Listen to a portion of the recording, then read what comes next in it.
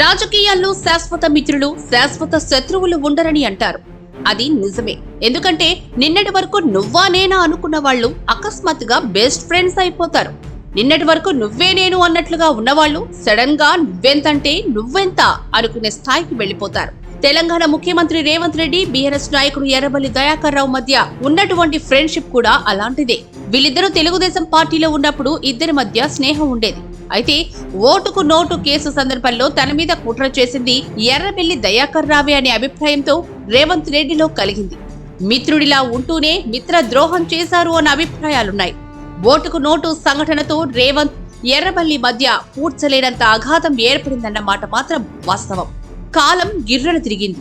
ఓటుకు note case సమయంలో రేవంత్ రెడ్డి ఎన్నో ఇబ్బందులు పడ్డారు.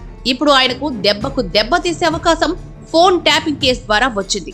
ఈ కేసులో కేసీఆర్ కుటుంబంతో పాటు ఎర్రబెల్లి దయాకర్ రావుకు కూడా భాగస్వామ్యం ఉందని పర్వతగిరిలో వార్ రూమ్ ఏర్పాటు చేసి అక్కడ కూడా ఫోన్ ట్యాపింగ్ కార్యక్రమాలు నిర్వహించడానికి ఎర్రబెల్లి సహకరించారన్నది ప్రస్తుతం వినిపిస్తున్న సమాచారం. ఫోన్ ట్యాపింగ్ కేసు ప్రస్తుతానికి విచారణ దశలోనే ఉంది. పోలీస్ అధికారుల అరెస్టు దగ్గరే ఉంది. ఎన్నికల ఫలితాలు విడుదలైన తర్వాత పెద్ద పెద్ద పొలిటికల్ తలలే అరెస్ట్ అయ్యే అవకాశం ఉన్నట్లు తెలుస్తోంది. ఈ అరెస్టుల లిస్టులో ఎర్రబెల్లి దయాకర్ రావు ఉన్నా ఆశ్చర్యపోవాల్సిన అవసరమే లేదు. ఈ ప్రమాదాన్ని అర్థం చేసుకున్న ఎర్రబెల్లి దయాకర్ రావు సీఎం రేవంత్ రెడ్డికి ఫ్రెండ్షిప్ రిక్వెస్ట్ పంపినట్లుగా విశ్వసనీయ వర్గాల సమాచారం. మనిద్దరం గతంలో మంచి ఫ్రెండ్స్. ఓటుకు నోటు కేసు సమయంలో జరిగిందేదో జరిగిపోయింది.